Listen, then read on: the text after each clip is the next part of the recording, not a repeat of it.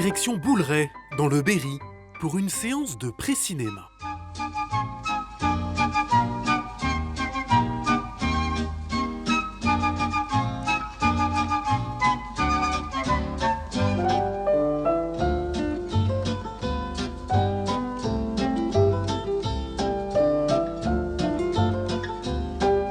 Là, entre les mains, j'ai un thaumatrope, un jouet de 1826 avec 2 morceaux de ficelle. On va animer ces 2 images qui sont fixes et pour avoir ce mouvement devant nos yeux. Sa collection de pré-cinéma, Bruno l'a commencé avec des lanternes magiques.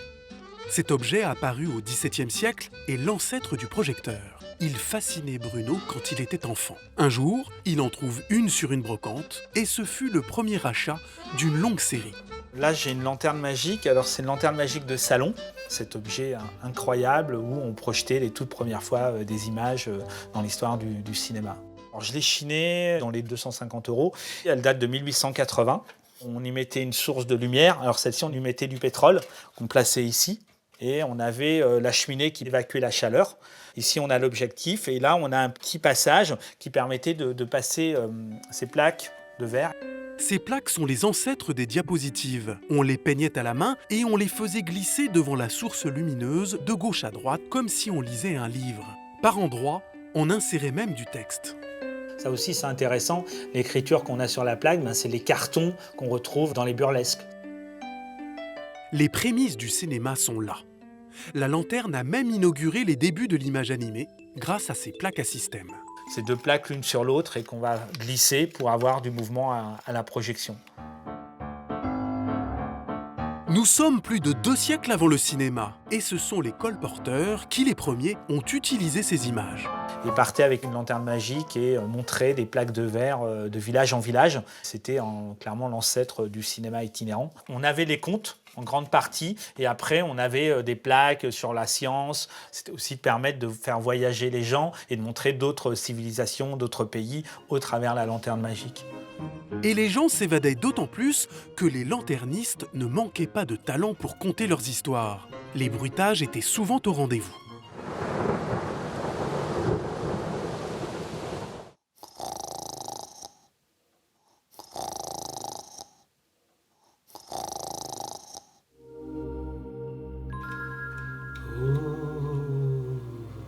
La lanterne magique, à une époque, on l'appelait la lanterne de la peur. On se retrouvait dans un endroit improbable, genre dans une église ou un château, et on projetait des plaques de fantasmagorie pour faire revenir les morts. Il y avait des personnes qui étaient cachées dans des endroits pour faire le bruitage et pour faire peur réellement aux gens. Et pour le final, le lanterniste sortait ses plus belles plaques.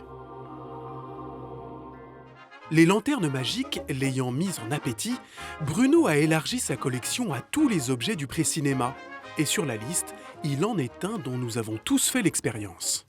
Alors là, on a un petit appareil qui s'appelle Scène animée de Léon Beaulieu, le petit bibliographe, et ce qui permet de placer des livres comme celui-ci à l'intérieur. Et il y a 2 petites dents qui vont venir effeuiller une scène animée. Ça remplace le pouce. Non, on appelle ça des flipbooks aujourd'hui, mais moi j'appelle ça du cinéma de poche.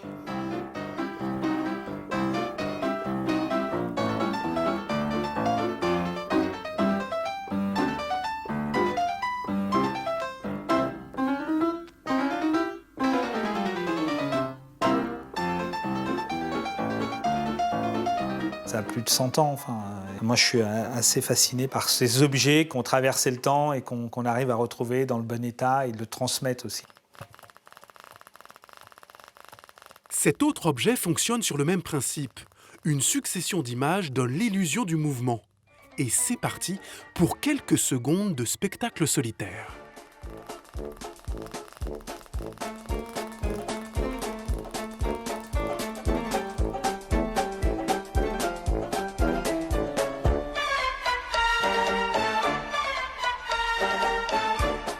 car ces objets de salon s'utilisaient souvent de manière individuelle.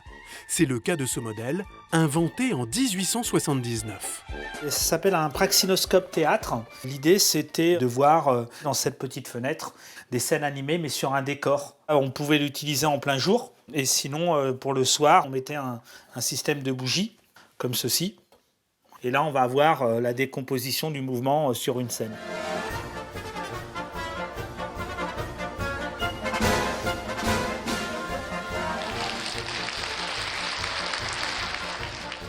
C'est assez fou, mais c'est un cylindre, des miroirs, une bande animée.